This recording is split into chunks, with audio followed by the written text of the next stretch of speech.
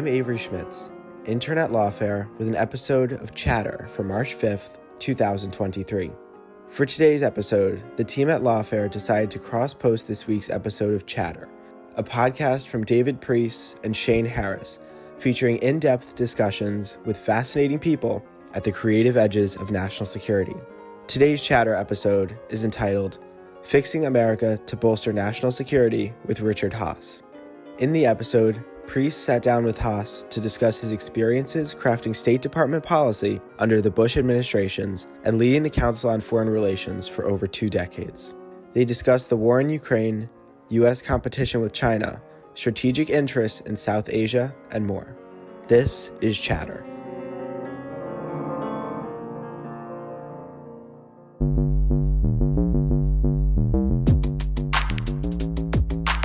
Welcome to Chatter. I'm David Priess, publisher of Lawfare. This week, Council on Foreign Relations President Richard Haass on fixing America to bolster national security.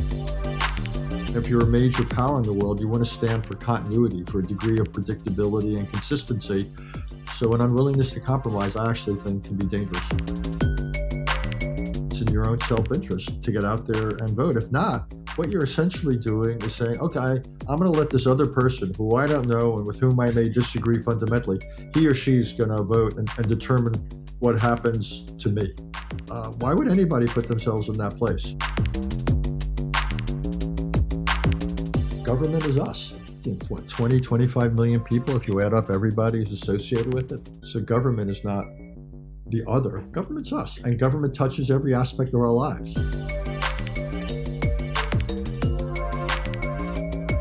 Richard Haass, thank you for joining us on Chatter. Great to be with you all. It's a great time to talk because you have a new and very different book out, and we are going to talk about that, but there's some other questions I'm dying to ask you and some things that you have a unique perspective on that you can inform our listeners about. So you are still, for a few more months, the president of the Council on Foreign Relations. But before that, you held a position that, in my experience, talking with people who haven't been inside the national security bureaucracy enterprise, people either don't know about or they don't understand what it does.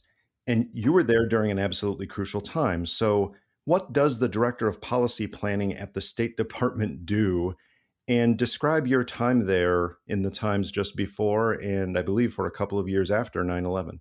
Yeah, the policy planning staff was a post-World War II creation at the State Department. The first occupant of the chair was also the most illustrious, George Kennan, who was the father of containment, the doctrine that helped the United States navigate the Cold War and its relationship with the Soviet Union. I guess there's probably been 20 or 25 directors of policy planning since. You're there essentially to serve the Secretary of State, almost his in-house think tank. It's a place where often policies are originated. The rest of the building is so consumed with operational responsibilities that they often don't have time to take a step back and think. So the policy planning staff has that luxury to suggest new directions, but unlike people, say, at the Council on Foreign Relations or other think tanks on the outside, they're plugged in. You're there every day. You're reading the intelligence. You're seeing the cable traffic from our embassies. So you have the advantage of proximity and being an insider and access, but you also have the advantage of being one step removed from hour to hour operational responsibilities. So that's essentially the principal role of the job. There's other things as well, speech writing and the rest, but I think the real function of the job is to help the Secretary think about new directions. And one other thing I should have mentioned, you're a second opinion on virtually everything that reaches the Secretary, at least in my day, from these operational bureaus, geographic bureaus, functional bureaus. You give them a second opinion. And you say the Bureau on European Affairs said you ought to do X towards Germany. Well, actually, we think that's a terrible idea. Instead, we think you ought to do Y, and here's why. And so you're also, in a sense, an in-house check on the rest of the bureaucracy. Mm-hmm. I have a vague recollection now because it is going back some 20 plus years. So I was serving 1 year as a desk officer in NEA during that time. And I left not long after you started, although that's an unrelated sequence of events, but I left and went back to CIA not long after you started in that role. But I was there for the transition between the Clinton administration with Secretary Albright and the Bush administration with Secretary Powell. And I have this vague recollection that the secretaries treated the policy planning staffs somewhat differently. And it sounds to me, based on what you've described, that actually makes sense because it is so centered around the secretary that different secretaries can choose to use the policy planning staff however they choose in terms of vetting things coming through the bureaucracy, being a final word, writing talking points or not. Is that true? Does it vary by secretary?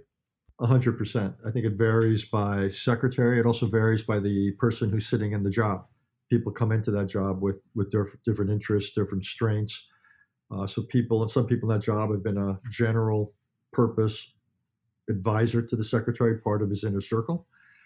There's other people in that job who have been quite removed from the inner circle and have often focused on one or another operational matter, or have largely done speech writing rather than policy making.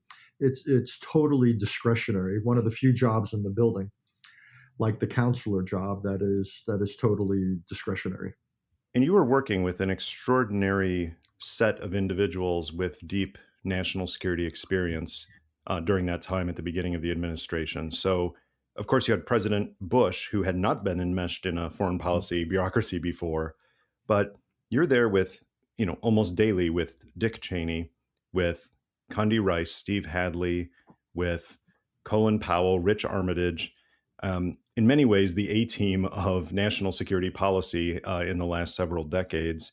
Did you find that made the job easier, or that made the job harder because they already knew a lot of what a policy planning staff would often bring to the table? There's a lot I could say. Let me say I don't think it was the best team I ever worked with. The best team I ever worked with was actually under George Bush the father, under 41. Right. And there you had Jim Baker as Secretary of State. You had Brent Scowcroft as the National Security Advisor, Bob Gates as his deputy. Dick Cheney was in a different role, the Secretary of Defense. Colin Powell was in a different role, the Chairman of the Joint Chiefs of Staff. I thought that was the best single team I ever worked with. And also, I thought President Bush the father was one of the most able presidents of the modern era, certainly on foreign policy, but arguably on some other things as well. I did not find the administration of George W. Bush to be quite at the same level. Also, to me, it was somewhat frustrating, at the risk of being honest, that when you're in the job as the head of policy planning, your role is more within the State Department, your formal role. You don't have quite the interagency range that you have in other jobs where you can mix it up. So when I worked for the father, I was at the White House. I had a large role interagency. I would see the president often on a daily basis. At the State Department, I would see the president much, much, much less frequently. And my principal avenue formally was trying to influence the Secretary of State.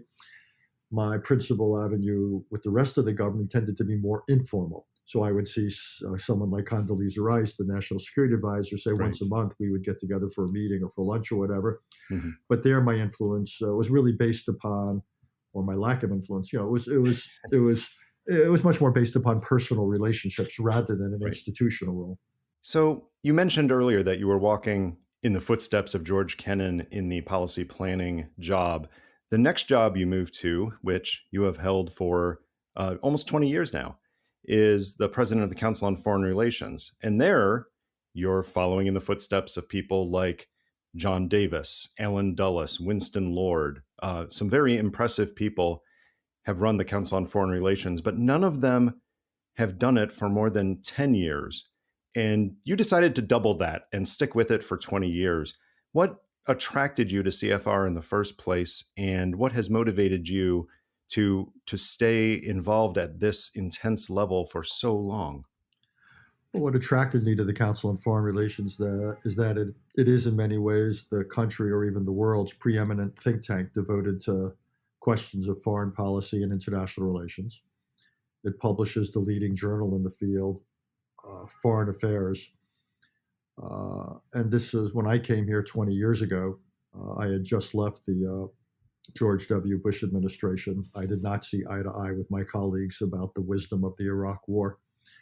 And I thought this provided an ability to both, to essentially weigh in on big matters of foreign policy and what the United States ought to be doing in the world at a time we had a lot of discretion, in part because the United States enjoyed such advantages vis-a-vis others.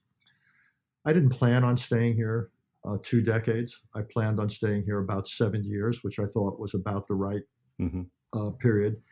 And I probably spent close to the first 7 or 8 years thinking about, how we could improve what the council did. And I'd like to think we made, you always build upon your successors. I'd like to think we improved everything from the websites to the studies program to the meetings program, whatever. When I decided to re-up and stay for a lot longer, we introduced some major changes at the council, not just improving what existed, but introducing a new mission, which was essentially an educational mission. And the whole idea was, rather than simply being a resource, as important as it is for members or for the foreign policy establishment, for those who had already opted in to the foreign policy conversation, we decided we would try to become an educator of the millions and millions of Americans who were not part of that conversation. So we targeted students at the high school and college level. We targeted local journalists. We targeted state and local officials. We targeted the religious and congregational leaders, people who gave the sermons every week. And the whole idea was to be a much broader resource. We've now become probably the leading educator in the country about the world.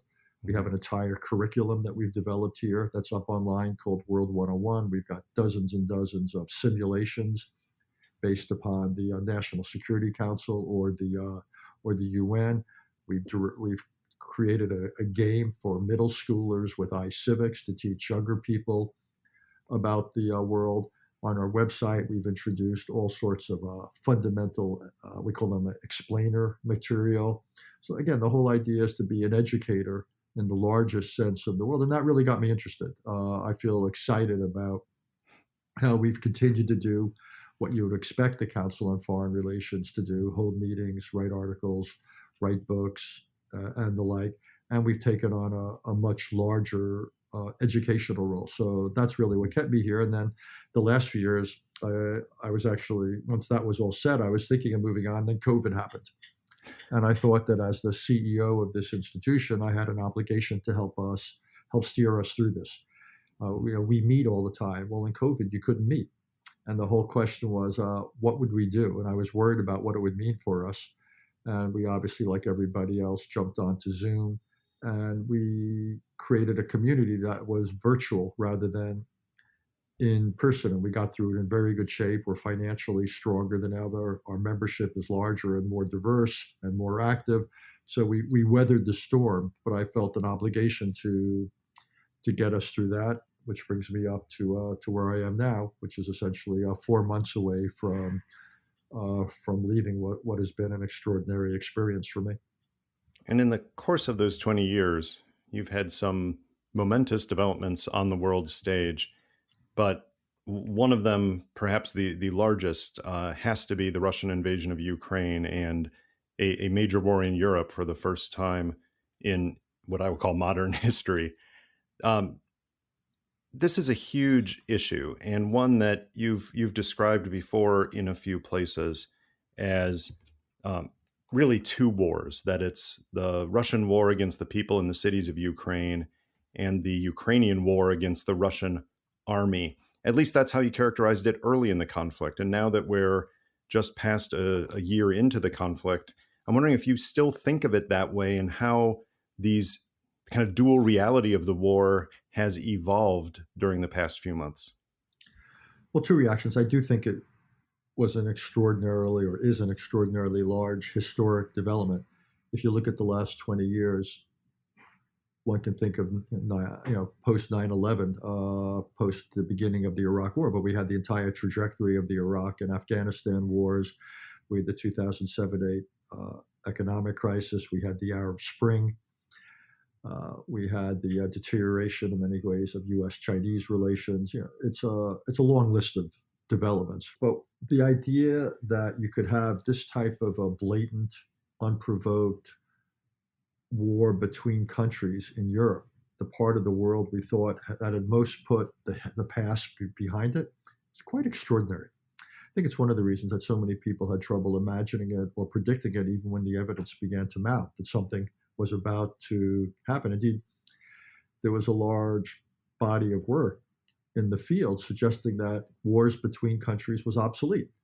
Didn't make sense, wasn't going to happen anymore. Territory didn't matter. Well, clearly nobody translated that work into Russian, or if they did, Vladimir Putin didn't get around to reading it. So it is, a big, big development, and it's one that has repercussions, not just simply for Europe, which is still a quarter of the world's economy and the rest, but also for the rest of the world, because it's a demonstration that history did not end with the end of the Cold War. What you're referring to, the idea of two wars, I still think that's largely the case, that the Ukrainian forces are not attacking essentially Russian territory. They're attacking Russian forces occupying Ukrainian territory.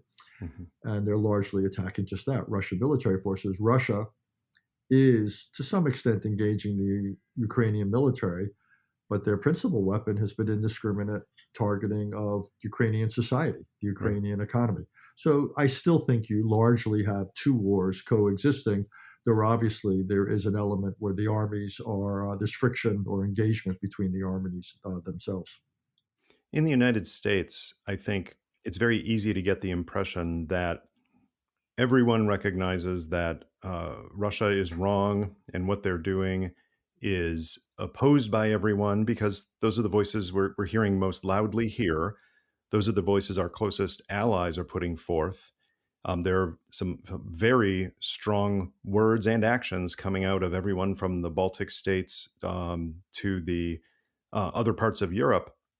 But I think a lot of Americans are somewhat blind to the fact that much of the world is, at minimum, staying out of this one. And in the case of China, trying to take advantage of it to perhaps, maybe it's too strong to say that they're trying to make Russia into a vassal state, but they're certainly taking advantage of the Russian situation. And it's not as clear cut as it often appears in the United States. And I'd like your take on that, both from the point of view of education, as you talked about. One of CFR's mission is to educate people about the world, and it's not all about what we think, that other countries have agency and action also. But then also whether you see that strategic dynamic going that way, that in fact, Russia is going to have, if not allies, at least quite powerful friends not opposed to what they are doing in Ukraine. Let's take them in turn. I think you're right that a lot of the world is sitting it out. There were some extraordinary quotes the other day I read. I think it was from Brazil, from Lula, the new leader, essentially saying this is not our war. We're in favor of peace, as though that's somehow a foreign policy. But yeah, a lot of the world is sitting it out. In some cases because it's far away. In many cases, more cynically, either it's an opportunity to buy oil at a discount. We see that happening in places like India, or also in the case of India, Russia is an important provider of arms. In other cases, people just essentially are going about their business and want to maintain good relations with Russia, China, even countries that are very close to the United States, like Israel, have been quite, shall we say, reluctant to choose sides. I think the Biden administration has exacerbated the problem by often framing this around the idea that this is a war for democracy against authoritarianism. Well, as I expect everybody knows, a big chunk of the world is not democratic. It's not a terribly appealing argument. I think they would be much wiser to frame this as a war about the principle that territory ought not to be acquired by force. A lot of the world, or most of the world, I would think, is much more likely to get behind the notion they don't like countries getting invaded because they could be next.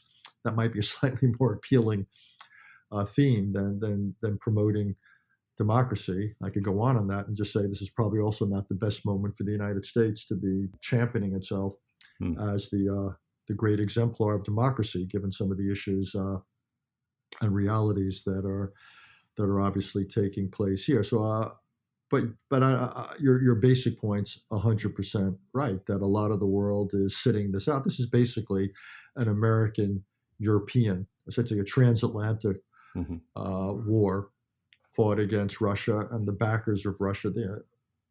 It's an interesting question about China. We'll turn to that in a second, but also some others, or I'd say are partial backers in the sense that they are violating sanctions.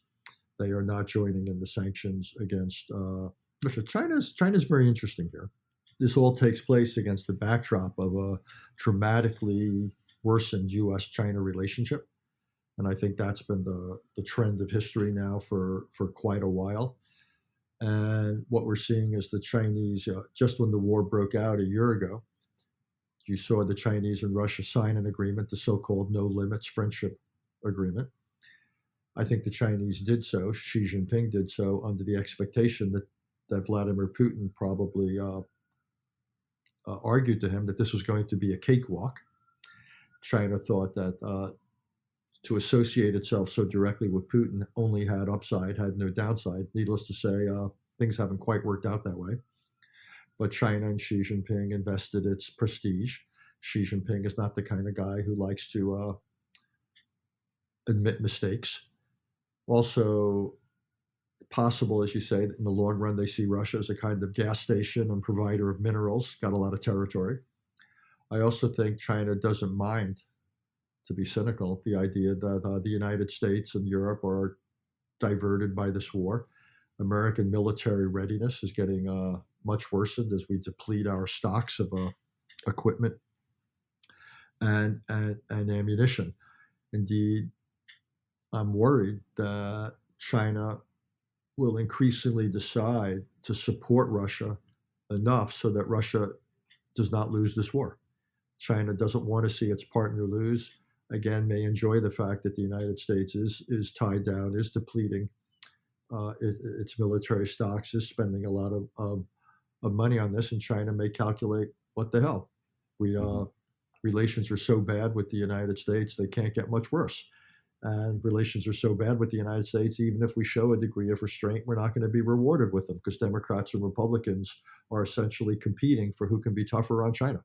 So I think for lots of reasons, the Chinese are increasingly throwing in their lot with Russia. And one of the consequences of that is it adds to the argument that this is likely to be a long war, that Russia will be able to stay in the fight for a long time. And so if you have Russia increasingly supported by China, Iran, and others, and you had Ukrainian supported by the United States and Europe, that's a recipe for a long war. Yeah, I fear the phrase frozen conflict may end up applying here to the extent that the West continues arming Ukraine enough that Russia simply can't overtake the very large territory. And yet China keeps supplying Russia with the material to pursue the conflict. Oh, quite possibly. What you suggest is quite possibly, like, I'm not confident that we couldn't have a similar conversation a year from now or 2 years from now. Indeed, Mr. Putin's entire strategy is to play for time, hoping that Western resolve fades, and China could help give Mr. Putin the capacity to play for time. One other strategic issue, one of the benefits of the policy planning staff, but being at CFR and not being in a line desk office, is you're able to take a step back and think strategically here. And I'm going to put out a proposition that may be controversial, but I'll propose that there's been a missed strategic opportunity for the United States with India at a time when cooperation with India has expanded on multiple fronts: technology, cooperation, the so-called Quad grouping with Australia and Japan. That's definitely movement. I'll grant that. Mm-hmm. But there was an opportunity with the Russian invasion of Ukraine to say to India, look, those dynamics that you just mentioned, whether it's supporting democracy, India has a check mark, whether it's supporting the right to territorial integrity, India feels strongly about that vis-a-vis China. India is, in a sense, a more natural ally on those fronts. And if the United States could have stepped in and said to Indian leadership, look, here's an opportunity to break yourself of the Russian arms machine, which in the long term will be unreliable. The United States will help you, and we will help ensure access to the energy needs you have. In a sense, a bold diplomatic move to elevate the relationship with India. Do you think that's a reasonable proposition, that there was an opportunity missed here on that strategic level? In a word, no. Sorry to puncture your balloon there. That's why I asked. No, I believe India is too wedded to a tradition of, the fancy word would be non-alignment. The less fancy word would be strategic hedging, to so closely affiliate with the United States and the West. India is increasingly in a liberal democracy, so I don't think it's particularly persuaded by arguments that are democracy related. You can't, as you know, turn on a dime or flick a switch in terms of military reliance. The Indian-Russian military relationship has been going on for so long, it's so deep and wide, that it'll be the process of weaning India from Russia, which I think is something we should be open to, if India will allow us to do it. And it's already underway, but India probably won't play ball. If you remember, we had the breakthrough on no longer sanctioning India because of its nuclear program. What do? They go buy planes from Europe rather than the United States. India is worried about China on its border, but India is also worried about China on its border, doesn't want to do things to offend China. So no, look, I've worked hard to improve U.S. relations with India, and I think over the last, 25, 30 years, we've made a lot of progress, but I'm also a realist on this.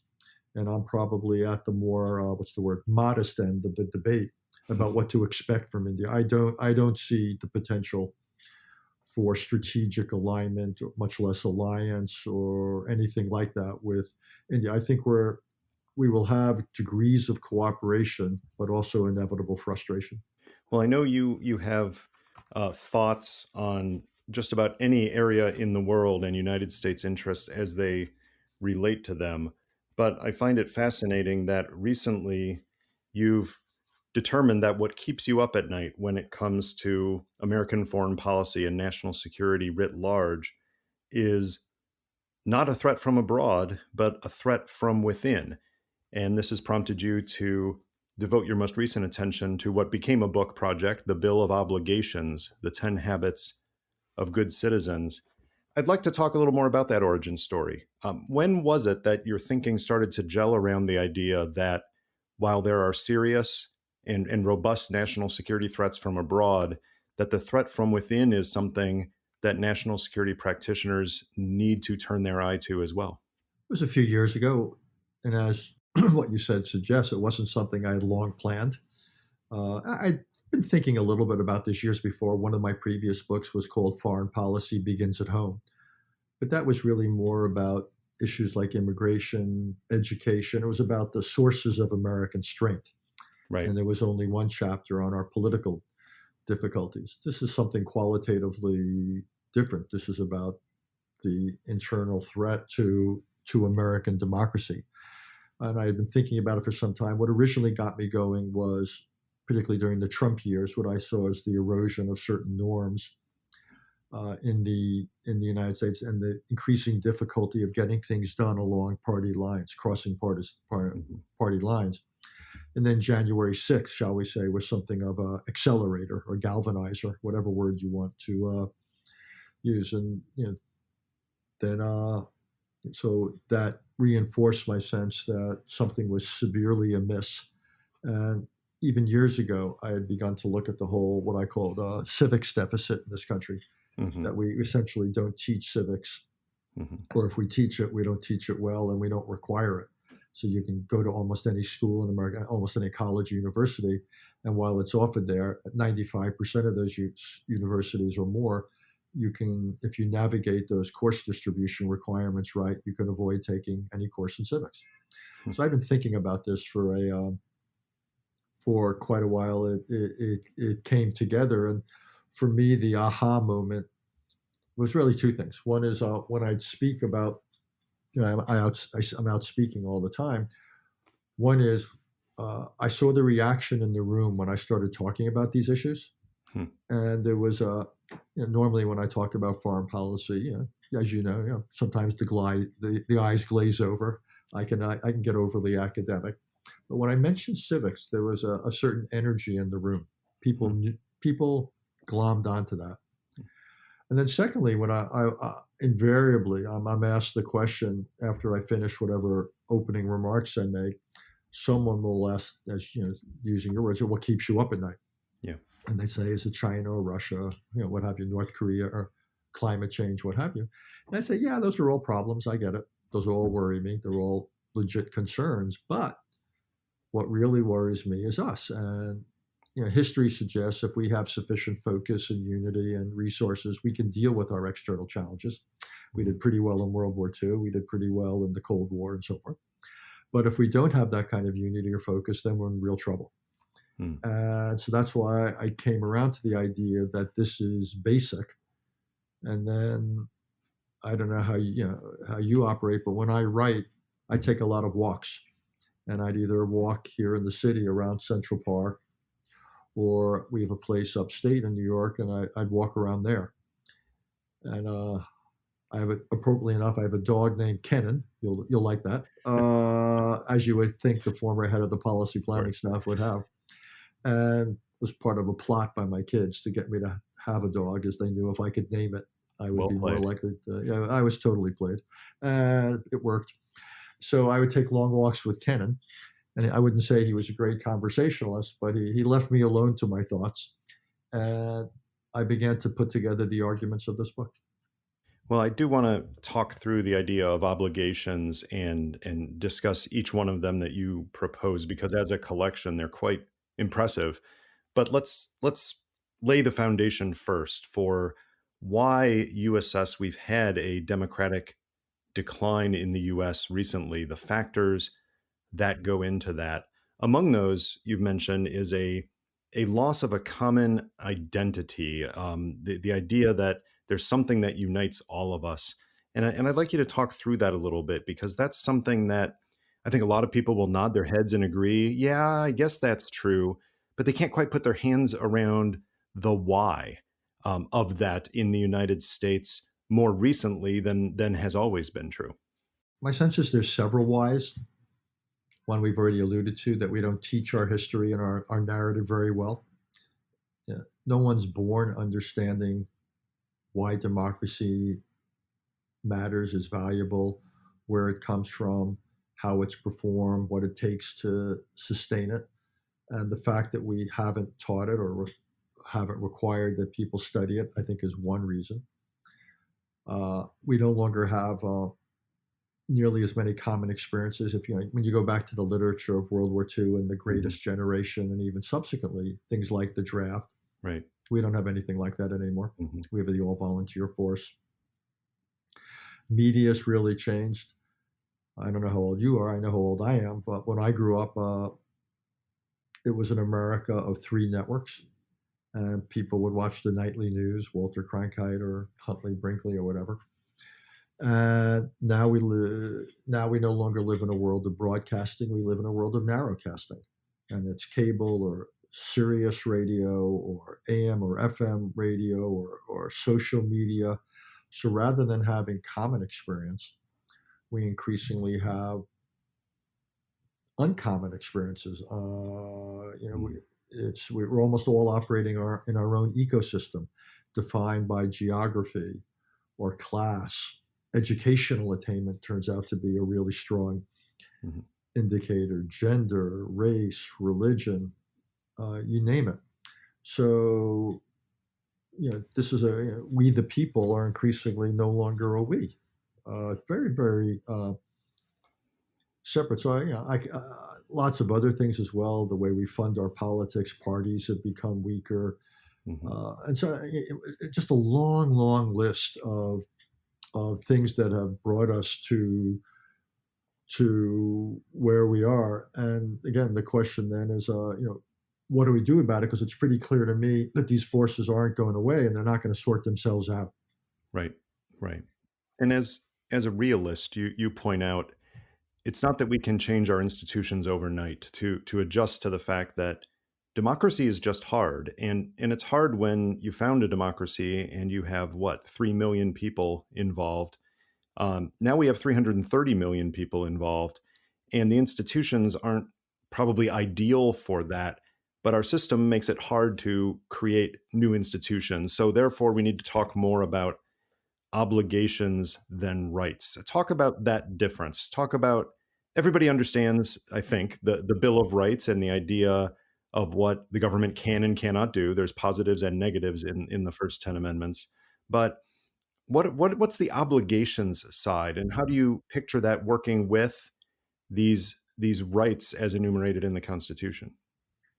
Let me get to your question, but you mentioned one or two things that I think it's important we just walk our way through.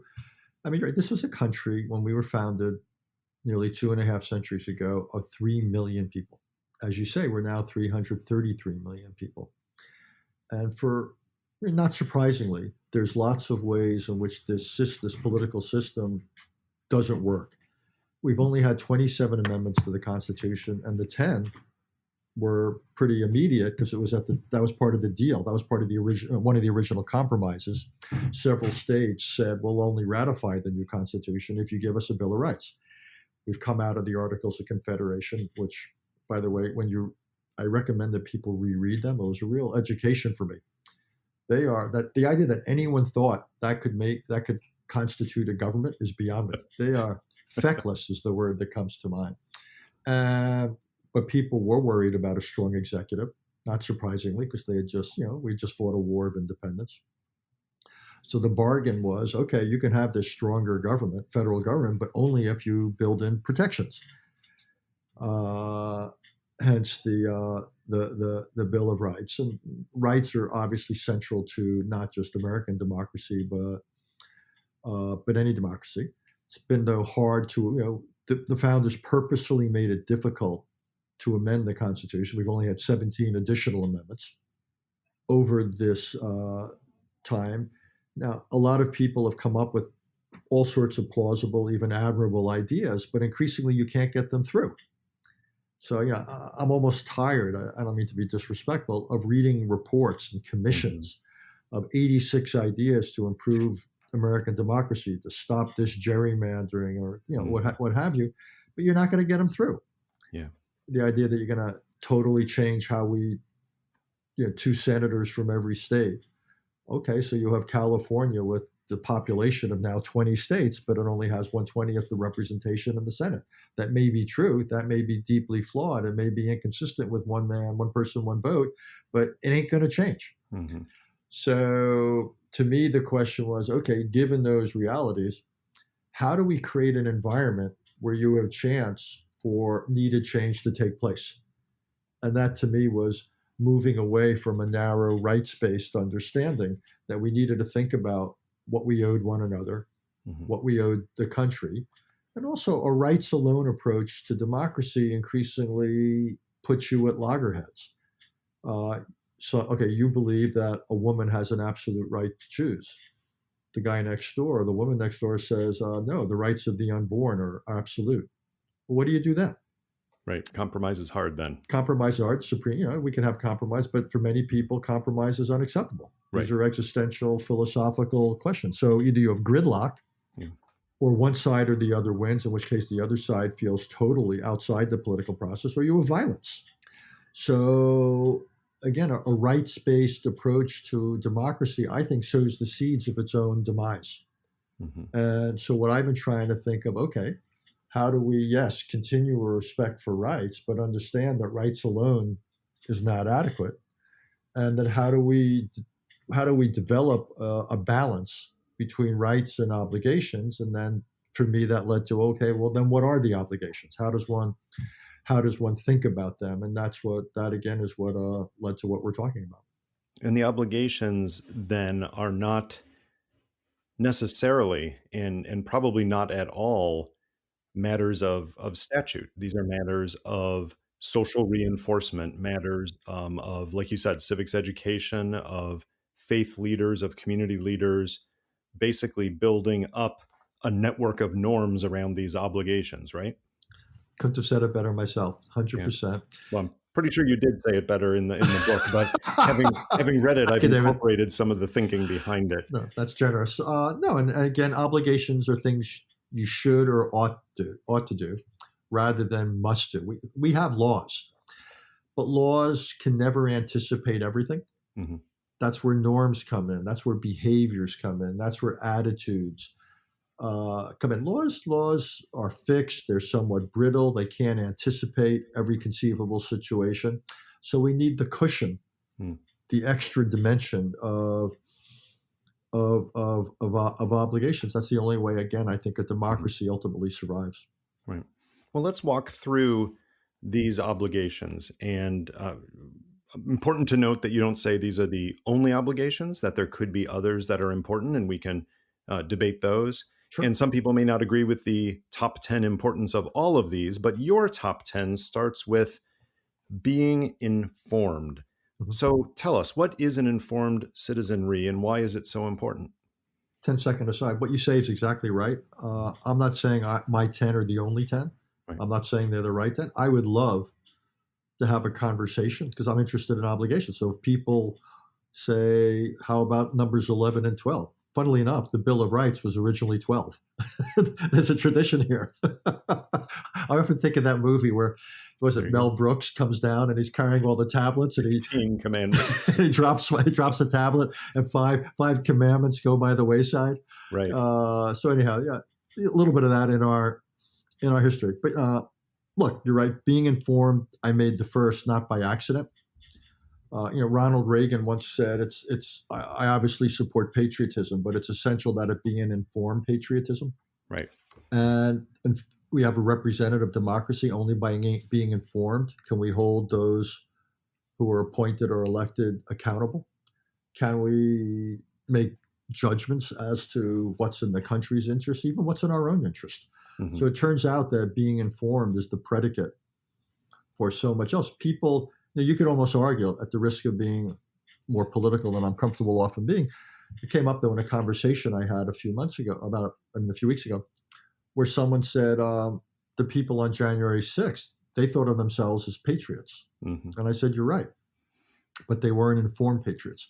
If they were informed patriots, they would have understood what they were doing was inconsistent with the DNA of this country. And that's why, again, I think information is the predicate. It's the foundation of all else. And the pushback that I know you've received on multiple fronts over the years is a pushback that'll come on this, which is, and I'll try to characterize an argument that I don't agree with, but I'll be fair, which is, okay, Richard, you're telling us that we just need to be better informed, but the actual so-called experts out there, the ones who were most informed about Iraqi WMD, got it wrong. The experts that were most informed from 20 years of experience in Afghanistan about the stability of the Afghan government if we pulled out were wrong. Why should we trust in experts, and why should we even try to become close to experts by making ourselves better informed when the experts get it wrong so often? I know you have counter arguments to that, and I want to hear them. Well, sure. That's a fair point. But then, if you don't want to be at the mercy of so-called experts, how can you challenge them if you're not informed? So if you're hearing stuff from experts, how do you say, well, does that make sense? Is that really in the country's interest? Is that really in my interest? What are the costs of that? What is the likelihood of success? What is the likelihood of failure? What would be the consequences of failure? What are the alternatives? The only way I know to look out for your own or to your country's welfare is to be in a position to question, to challenge, to not to simply accept, because you're 100% right. Experts get it wrong all the time. We're now living with an inflation that I would argue the experts got the economy wrong. We made all sorts of mistakes. 2007-8, again, the economic experts got it dead wrong, and we paid a big price. Iraq, Afghanistan, any number of times for sure. And so the question then is, how do citizens, how do you know who to vote for? How do you know who to put into office to make all sorts of decisions while you go about your job and your life? You've got to be informed, or you're at the mercy of events or others who are going to jump into the political arena and not take your views into account. And is there something to be said for the argument that in cases like Iraq WMD, I'll put out there, that yeah, it was a wrong judgment in a case of high uncertainty and a number of other, psychological dynamics and others. And that's not the same as fundamentally not being informed and saying, I'm just going to go with raw belief rather than finding out the facts. Is there a difference there? Absolutely. Look, I was involved at the time in government. It's where we began the conversation. I thought the Iraqis had weapons of mass destruction. Now, believing that, I still oppose going to war with Iraq. That was a judgment call I made. I said, even if they do have weapons of mass destruction, I still believe we have better options than going to war. But I fully thought they had weapons of mass destruction. The administration was not lying. Right. Experts simply got along. You know the arguments. I mean, a little bit like the doctor who's a specialist in a certain disease. Everything we saw, we had confirmation bias. We were persuaded that Saddam was not cooperating with the inspectors because he was hiding the fact he had weapons. Turns out he wasn't cooperating with inspectors because he was hiding the fact he didn't have weapons. So to me, it's such a revealing episode. And I've learned something from that. It's actually a bit of an aside. It's to be really, really wary of assumptions, to drill down and basically just be sure about because your assumptions turn out to be the foundation stones of arguments. And it to me, that was a necessary but expensive lesson. But yeah, experts are going to get it wrong, but it doesn't mean that we can do without expertise, because also, by the way, experts get it right a lot of the time as well. Yeah. And I will say my old business as an intelligence analyst at CIA, no one thought more about their thinking than intelligence analysts. And that went up a notch after the Iraq WMD thing, because yes, we had been aware of assumptions and trying to correct for them. But after that, it became a whole rigorous part of tradecraft is to learn lessons from mistakes as well as successes when it comes to predicting an uncertainty. And I'd like to think that being informed is not just about facts, but it's being informed about your own cognitive processes make you a better thinker. Oh, just two reactions to that, though. It's a bit of a detour. One is the best book I know about such questions is a book called Thinking in Time. Yeah. The Uses of History Classic. for Decision Makers by Dick Neustadt and Ernie May. Yeah. Because what it does is it gets you to identify and then ask yourself questions about your assumptions. Right. And then you all at the agency instituted this whole red cell process where you basically stood up a team of people who basically said, let's do this outside in or inside out. Let's totally stand every assumption on its head. I used to love reading that. They were popular products. They were popular products, and even if they turned out at the end of the day not to be quote unquote right or accurate, the thought exercise was incredibly valuable. Because again, it forced you to be careful about the building blocks of your argument. And they could raise the what if questions that standard analytic products have a hard time doing, because either there isn't enough evidence or because it's a very unlikely scenario with high impact. So we found, when I was taking the PDB downtown and briefing it, we would supplement that with the red cell products. And almost every day, I don't want to say popular, that's the wrong word for intelligence documents of any kind, but they got a better reception from readers than the traditional products because they had a little bit more freedom, a little bit more room to breathe. 100%. Yeah. Let's turn to your second obligation, which builds on the first. Being informed enables people to then be involved within the democratic experiment that we're in. We don't have a good track record in this, honestly. When it comes to even something as simple as voting, we don't really do so well in just showing up and voting for representatives, much less educating others on issues or working for a party or candidate or assisting the Board of Elections and contributing. Just voting is hard. So this obligation seems like it's a bit of a heavy lift. What motivations will citizens have to get more involved? Well, unfortunately, you're right. I mean, even these recent midterms, which arguably were among the most important in modern history, more than half of eligible voters didn't vote. And while in some cases, voting can be difficult, your employer won't give you time off, you can't get childcare, there aren't enough polling stations in your community, whatever. I understand that the lion's share of the people who didn't vote didn't vote. They didn't bother to vote for whatever reason. They didn't think their vote mattered. They didn't see any difference between the candidates. They couldn't be bothered to get informed so they could understand the stakes and the differences. And you're right, we do poorly compared to many other democracies. It's ironic, given that so much of our foreign policy is about supporting the right to vote for others. We can't be bothered to do it ourselves. Mm-hmm. Kind of ironic given our history, the Revolutionary War and that. But there you have it. So yeah, we can make it easier and so forth. But I think the real thing is to persuade people. Again, it's the importance of civics and the rest of the value of voting. About it does make a difference. I mean, think about how government affects our lives. We're going to have a decision made in the next couple of months about the debt ceiling. That will have tremendous economic consequences for every American.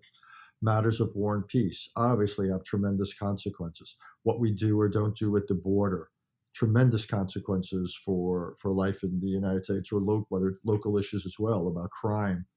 I live in New York. Decisions about bail reform all have tremendous consequences.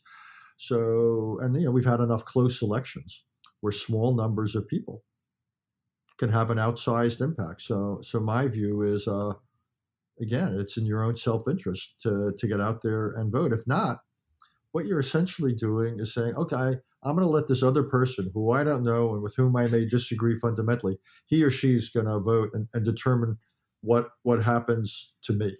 Why would anybody put themselves in that place? So I just think we need to do a much better job of making it easier to vote. Employers can help there and so forth. But also I think of making the case that voting counts and that what governments do count. Government affects our lives in fundamental ways. Absolutely. One point on this, I'm wondering if you see it from an obligation point of view. Do you think it makes a difference whether voters do what I certainly learned in school, which is you look at the two candidates and you look at their views on a range of issues? Like you said, maybe it's bail reform and it's the debt ceiling and it's foreign policy and it's social policy. And you rack and stack them and you decide which one works best for you on the most issues and you vote. Does it matter for you when it comes to this obligation that citizens are like that? Or is it okay if they are single issue voters as long as they get involved based on that single issue that they care about the most? It's an interesting question. I don't much like single issue voting, though I did it this election, and I'll explain it in a second. It was an interesting moment. Mm-hmm. But because again, there's a whole range of things. The people you're putting into positions of authority get a chance to make all sorts of decisions on multiple issues. That said, I can respect that people feel so strongly about guns, either having access to them or constraining it, or about abortion, or during the time of Vietnam, about Vietnam. Go down the list. I understand the power of, and you single issue, and you'd say, yeah, I know I've got a lot of considerations, but this one issue matters so much for me. I am going to choose a candidate based upon that issue alone, even if I disagree on 86 other things. I had that issue this time. Here it was in November, and I went to the polls, and here I had finished writing this book. It was going to come out in a few months, and I basically say that democracy comes first. So I was, I can still remember the moment. So I walk into that New York voting thing, mm-hmm. and you have to fill out the forms with your pencil, color in the circle. And I had a choice between two candidates for one position, one of whom I agreed with on probably 80 to 90% of the issues, mm-hmm. but this individual was an election denier. Oh. And the other candidate was someone whom I disagreed with on 80% of the policies, in some cases very strongly, but this individual was not an election denier. Mm-hmm. And I had to decide if I was going to walk the walk that I had been talking. And I did, but it was not easy. It was not easy. It's not easy, but the mantra I've used is, I want to get back to the time when we can argue about marginal tax rates or the fine points of foreign policy. That's fine. But if you don't have a functioning representative democracy, you're not going to have those policy debates. So you have to get that right first. 100%. That was the way I rationalized it and explained it to myself, but that Yeah. has the virtue of being true. That builds into your third obligation, which is being willing to, staying open to the art of compromise. Compromise feels a lot different now than it did even a short time ago. Now it sounds like a surrender, a giving in. But it used to be, if not honored, at least respected. And you mentioned in your book a good quote from Henry Clay from the 1800s saying that all legislation, all government, all society is founded upon the principle of mutual concession. When I wrote a bit about Henry Clay in my second book and called him, one of the best presidents we never had because he kept running and never quite got there. And part of it, I think, is due to the fact that he was such a compromiser. He got the nickname, the Great Compromiser, for solution after solution to problems that kept the country going. But even though that was probably meant to be an honorific, being known as the person who is always willing to give something up to get a deal done does have a downside because Americans tend to like winners. They don't necessarily value people who give things away to opponents because it keeps the game going longer. But I wonder if I was unfair about that because Ronald Reagan had a very similar point of view, and yet he is revered by many people as being such a strong leader, even though he artfully talked about the art of compromise. Do you think we can get back to a place where compromise is seen as at least a good thing, if not the highest good, instead of being a dirty word? I sure hope so. Without it, we ain't going to get much done. The other president I'd mention here is John F. Kennedy. It's interesting in Profiles in Courage, several of the profiles were of senators who embraced compromise when compromise was a controversial thing to do. So it turns out you really can't get a lot done. Indeed, you often don't want to get a lot done without compromise because if there's no compromise and you simply impose your preferences, those who are then defeated or left out, either when they get their chance of power, are going to reverse things. And that's a bad way to run a railroad, particularly in matters of foreign policy, but even here domestically, or in some cases, they'll feel so shut out of things, they may either get out of the political process or turn to violence. So I think compromise is usually right. It's usually necessary. Not always. There are rare moments of high principle, and I understand that. But by and large, yes, compromise is necessary. We never would have gotten the Constitution written without it. When we refused to compromise in the middle of the 19th century, we ended up with the Civil War. So yeah, I think compromise it's often necessary and often it's desirable because you have to think about, well, what happens if I don't compromise? And you've got to be persuaded that's a preferable outcome. In most cases, it is not a preferable outcome. Better to get, again, all the cliches kick in here, David. But half a loaf is better than none, and I think in most instances that's true. And it has manifested itself in foreign policy across 200 years. Objectively, there's compromise over foreign policy budgets and defense budgets and aid budgets and war powers, and everything that involves national security is a compromise of some level, even if only at the large sense of security versus liberty kind of issues. So of course compromise is part of it. And to hear the very act of compromise denigrated and disrespected makes it harder to do all kinds of policy, right?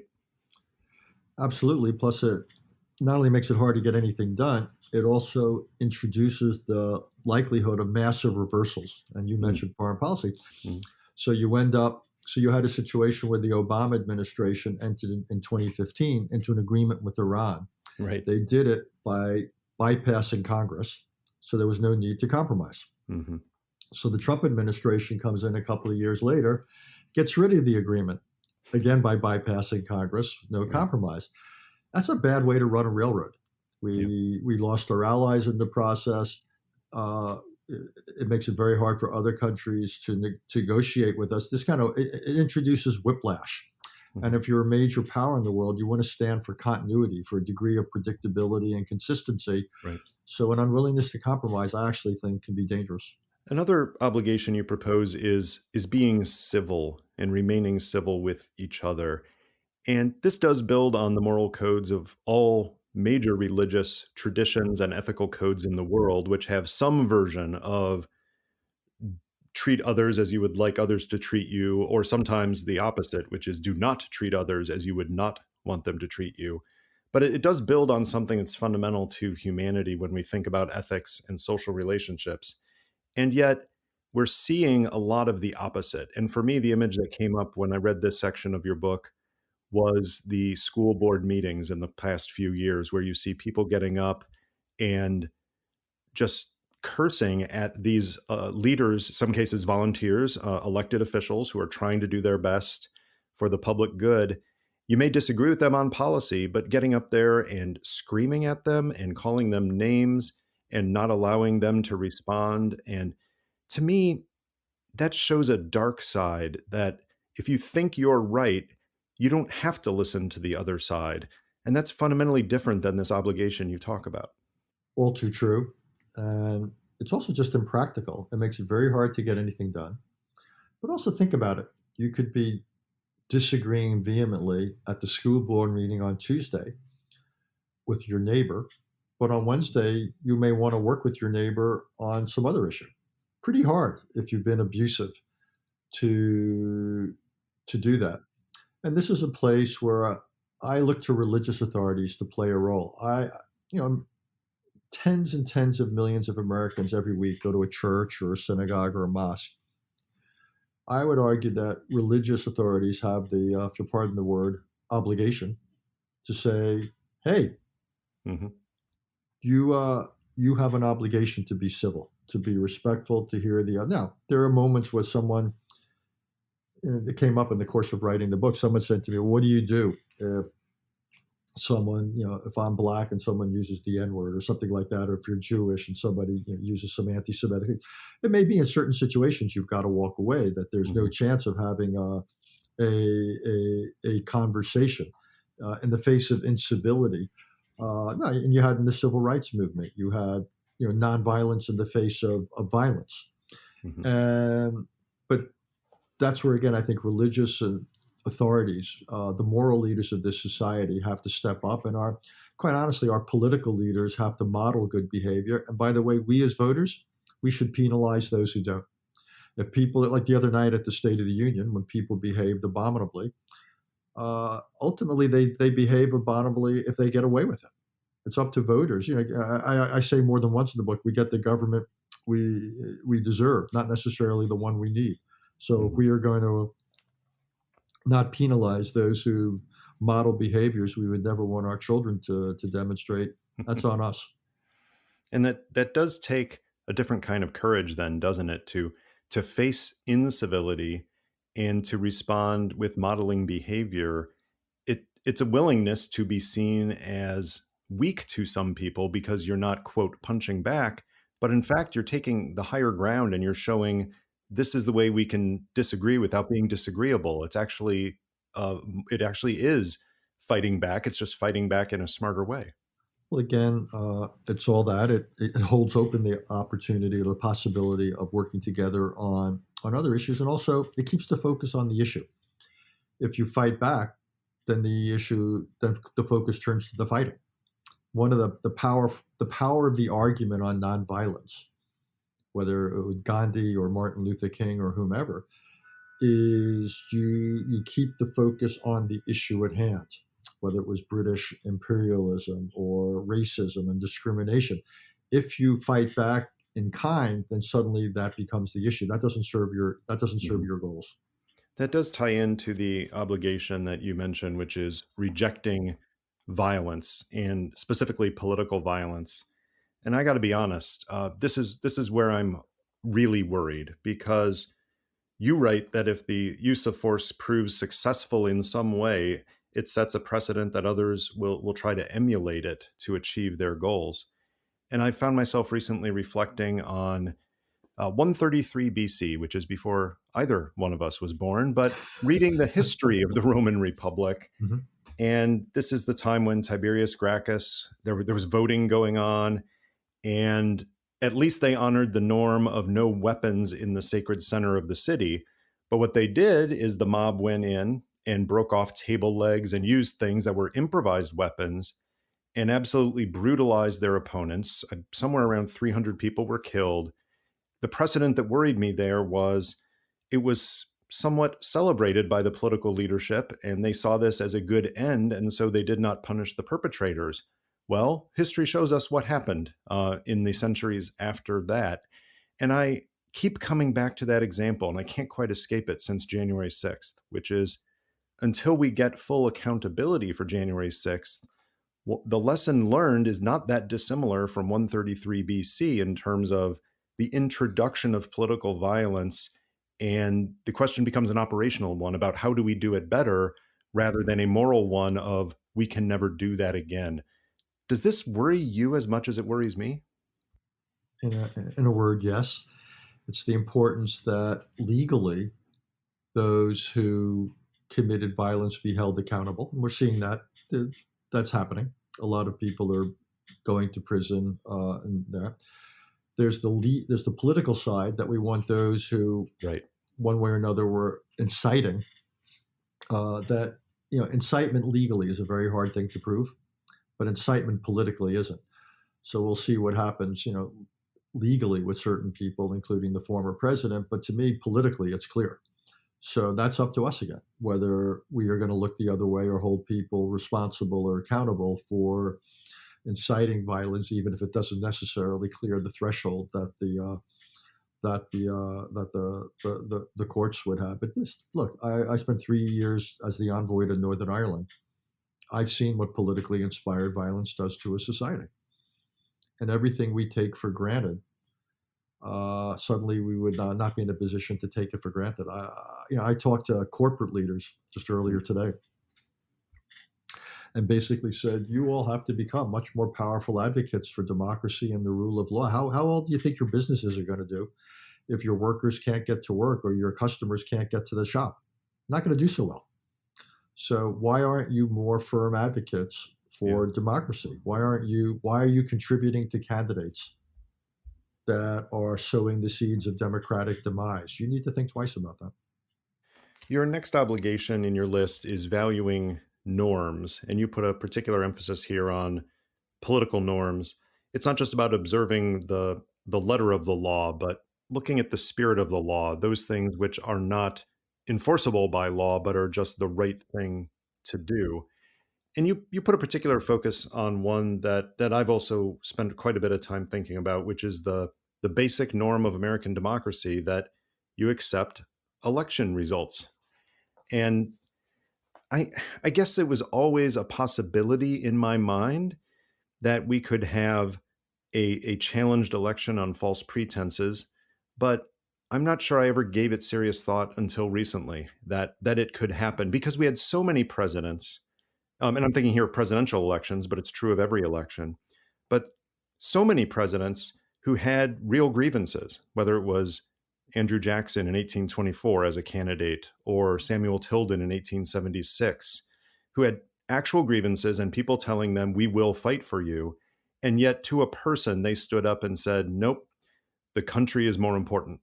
And in some recent cases, Al Gore in 2000, who had a claim and made, if not his exact words, very close to his words, were country matters more than a partisan issue right now. So we're going to come together and concede the election.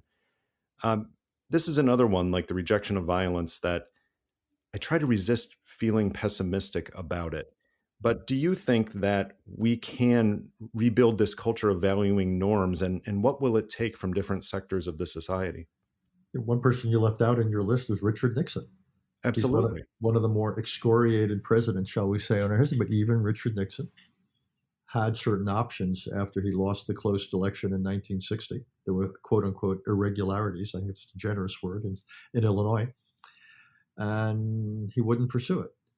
And Nixon at the end of the day was a conservative, flawed as he was. He was a conservative in the sense he believed in the system. And now we have people who aren't conservatives. We have Republicans who are radicals.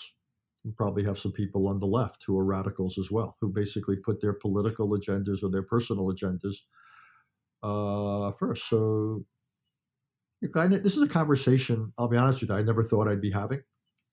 Yeah, I'm kind of somewhere between depressed and shocked that yeah. we have to have it. But I don't know any recourse. It's not a legal matter. Hmm. It is a moral matter, and it's a political, for those who lack morality or character, then it has to become a political matter that the rest of us have to hold them to account. You'd like to think in a society that norms, that we self-enforce norms because we have morality and character, what the Greeks would have called virtue. Well, clearly we don't in every case. So then it's up to us. Then it's up to citizens to say, hey, I may agree with this person on this or that, but this is not the kind of person I want to entrust with power or have my kids have to see every day, because this is just not somebody I respect. I don't have any better answer than that. Yeah. The the one that the obligation that builds on that is promoting the common good, which sounds like a platitude. We're all in this together, so let's work. But it really isn't. And you point out that it's inherently right. That is, it's good for its own sake, ethically. But it also is in one's self-interest to have a society that functions. And I'm trying to figure out how that translates into action. That ideally, you want people running for office who believe in that. But honestly, I think it's more important for this obligation that it literally is citizens working together at the community level and in non-governmental settings to understand that the common good does rely on all of us to understand that there is a commonwealth of all of us. And some people have forgotten that because of the very isolated media and other things that you've mentioned. Um, this is perhaps the hardest question, but how do you regenerate that feeling of the common good when we are so divided in the media atmosphere and elsewhere? I can only think of two things. One is the self-interest argument. We just had a test case during the pandemic that an individual's willingness or unwillingness to get vaccinated, just to use one example, had implications for public health. Or in the case of guns, your quote unquote right to acquire an AR-15, shall we say, conflicts with the larger right of your fellow citizen to a degree of public safety. And the question is, how do we balance the two? So I think, there's a question of, can we devise laws, have court rulings and the rest that try to balance that individual rights versus common good. And then again, I come to religious leaders. If there's anything in this book that is, shall we say, to be found in the scriptures, this is it. We are our brother's keeper or our sister's keeper. That life is about more than simply what's good for me, or if you will, selfishness. And so again, I think there is a mutual self-interest argument, but I'm not talking about that right now. Mm-hmm. I do think there's a moral character dimension here. And the last I checked, religious leaders, that's the business they're in. I thought they're in the business of encouraging morality and character and virtue, and they ought to step up to it. Yeah. Another obligation is respecting government service. And this one, of course, I think many of these obligations overlap. And this one, in order to respect government service, you have to have some of these other elements that you've talked about. But I think part of it is a sense of scale. Is most people don't know just how many people do work for the government. That we have somewhere, I think, between 9 and 10 million people who work for the federal government, and many more than that working at the state, local, tribal government levels. That's a lot of Americans doing the jobs that we need done, doing the jobs that provide the things that we say we want. And yet, if you don't respect the people doing them, that goes down a vortex pretty quickly into a negative dynamic. Respecting government service seems to have the flip side too, of you want people who are respectable entering government service. How do you motivate the best people to go into government with all of the pitfalls that do come with it these days? Again, you're right. Government is us. It's what, 20, 25 million people. If you add up everybody who's associated with it, the people in uniform, the military is only a small percentage of that. So government is not the other. Government's us, and government touches every aspect of our lives. Whether it's entitlements, Social Security, Medicare, public safety, fire, medical, whatever, schools. So again, you want government to be good. You should want the best and the brightest to choose that career. Now, there's obviously limits to the financial incentives. Government's never going to compete with Goldman Sachs, but you want talented people to have a stint in government, maybe a career, maybe a stint. One way is to show them some respect. That's not a bad way. You want government to be flexible and willingness to take people for shorter time. I'm a great believer in national service. Give people a taste of government, give them a great experience. Has the added benefit, not only would individuals get better trained, but it would bring people together who normally would never come together. It creates a little bit of community in this country, which has very little community, very little common experience. We're so separated now by education and geography and wealth and race and what have you. So I think breaking down some of these barriers are good. But again, it's like a lot of our conversation. There's a normative access aspect, but then there's a self-interest thing. Since we're affected by government, why in the world wouldn't we want the best and brightest to go into it? We want to encourage talent there because they're going to be making decisions that are going to affect our lives. Ideally, those would be good decisions. Well, we've talked about your ninth obligation already, which is the importance of civics education. Sure. But I do think that addressing the civics deficit does pair well with your 10th obligation, which is putting country first. Those two are really inherently linked.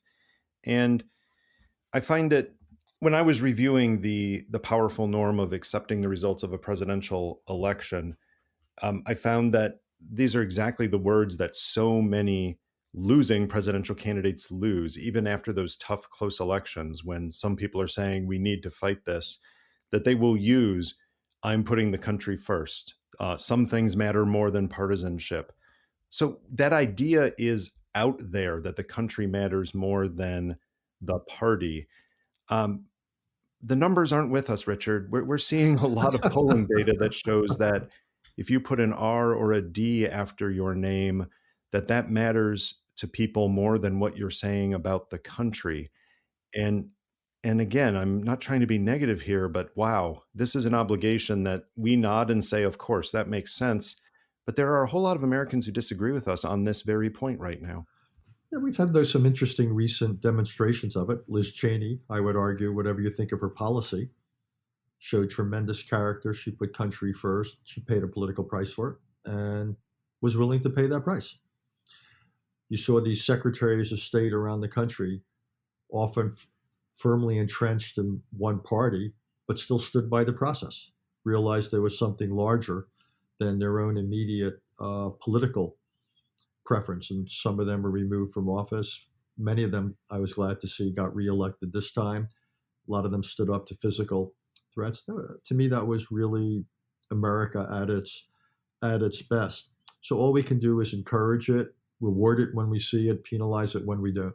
And I keep coming back to there's so many ways in which we as citizens can make a difference here. One of my favorite lines or observations is that politicians are not always responsible, but they are always responsive. So we have got to create a reward system, a reward structure, where people who behave abominably get thrown out of office, and those who behave well will vote for them. And we have seen that in the last midterm election. You saw people campaigning across party lines for people who were putting country first. So yeah, the seeds are certainly there.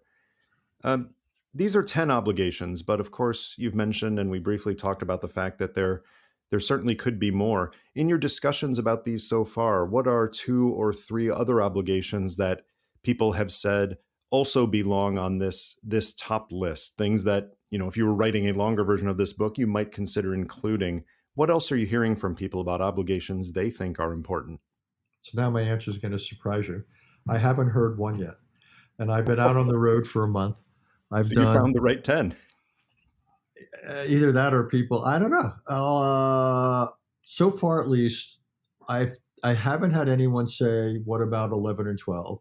Yeah. I haven't had anyone say, boy, number 6 is terrible, whatever. Huh. What I have had people say, and it's really interesting, it's a version of what you're saying, David, is they're discouraged and Right. they're worried about it.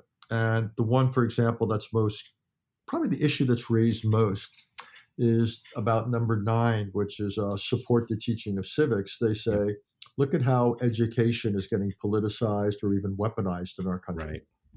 How are you possibly going to do that? Or, yeah, you say people ought to get informed, but what about this social media or that? Anyhow, so what I'm getting is pushback not on the desirability. I'd say it's more on the feasibility.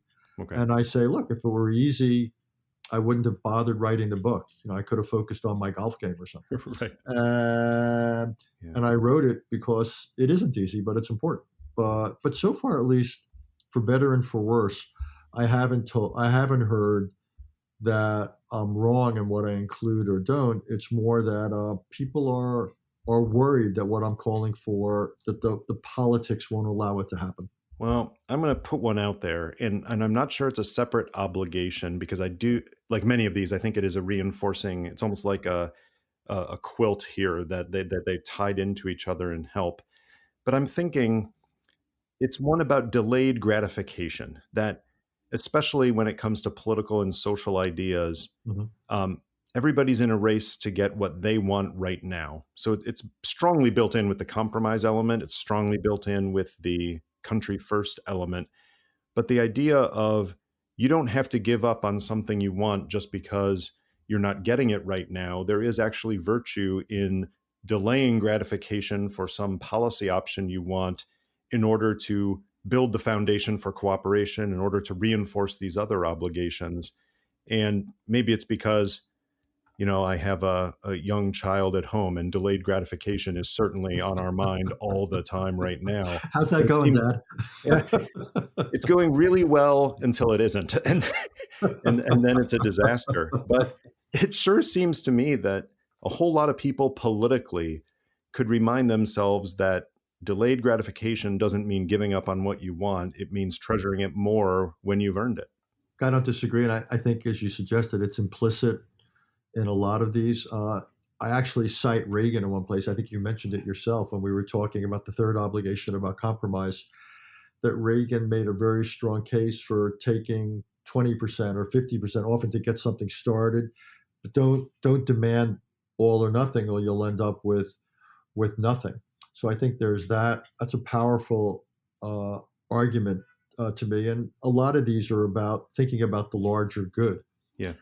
So if you're willing to embrace the notion of the common good or something like that, it means that, okay, I'm not going to demand everything that I want right now, or I'm going to bring down the temple.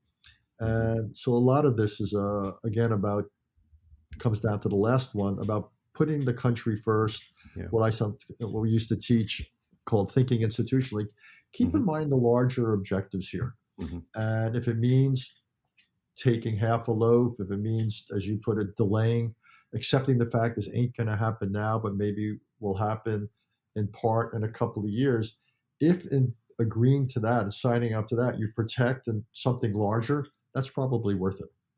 And I didn't want to skip over the point you made about the fact that the challenge you get from many people is that these are just so difficult to do, and that we can't let that become cynicism about the ability to do it. It reminds me a bit of Kennedy's words. I want to say it was at Rice University, but his speech on the space effort, when he said, "We choose to go to the moon in this decade, not because it's easy, but because it's hard." And I feel like that applies to the Bill of Obligations too. We choose to improve ourselves in these obligations, not because it's easy to do, but just for the very reason that they're hard. We have to focus on that.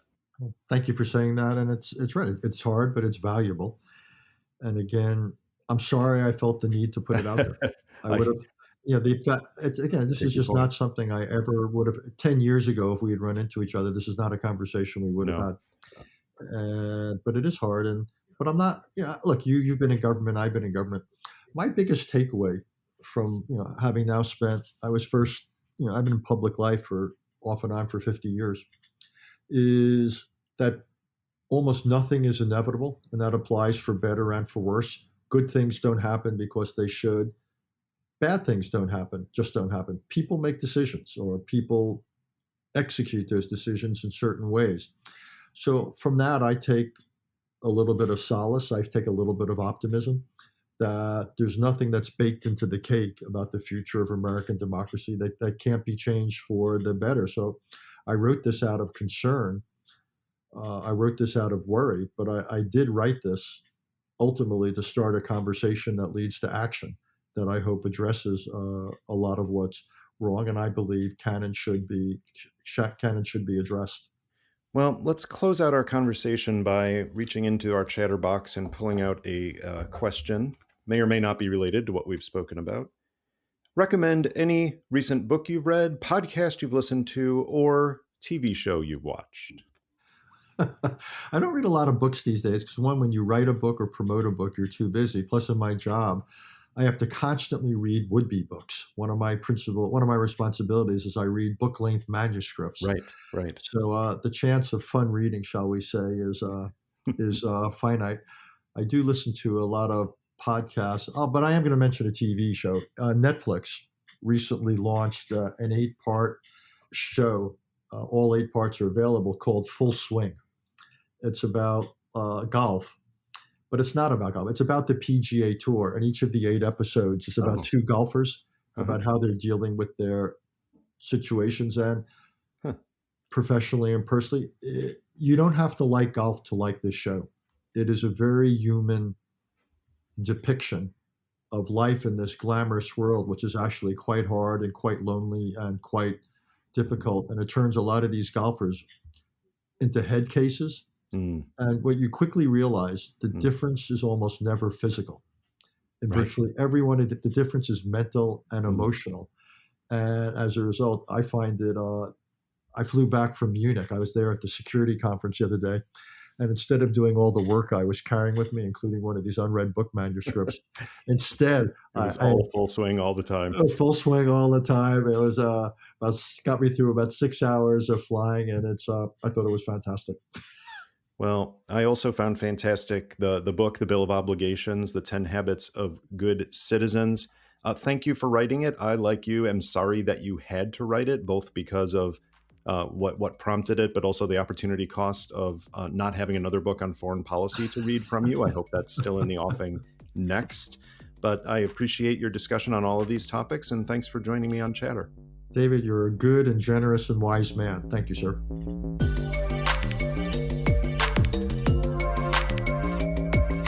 That was Chatter, a production of Lawfare and Goat Rodeo. Please subscribe to the podcast and find us on Twitter at @ThatWasChatter.